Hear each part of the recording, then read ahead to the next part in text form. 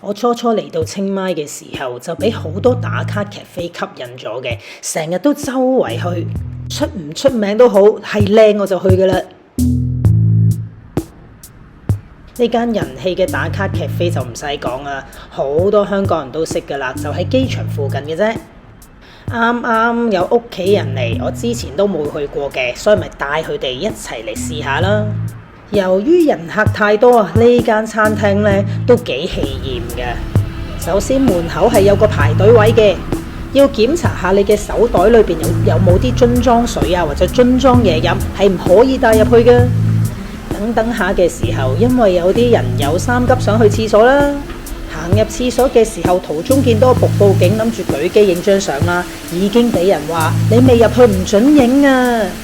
唔緊要啦，咁排到隊有位啦，咪慢慢影下呢個瀑布景咯。大家嚟到就打卡就多過食嘢嘅。既然出名，當然佢哋嘅嘢食都係比較偏貴嘅。我覺得貴出邊啲咖啡可能20% 到啦。不過食物質素都唔差嘅，普普通通咯，正常一餐咁啦。有泰菜，亦有一啲西式嘅意粉。不過我自己都唔知食咗啲乜嘢啦，嘭聲食咗啲嘢就同啲細路出去影相啦。呢個就係我侄仔啦。家姐喺嗰邊過去啊！家姐就勁啲，着晒吊帶裙嚟影沙龍啊，仲帶埋幼稚園畢業袍嚟影相添啊！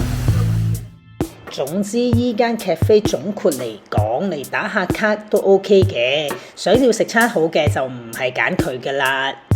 加上清邁實在太多正嘅咖啡啦，太多選擇啦。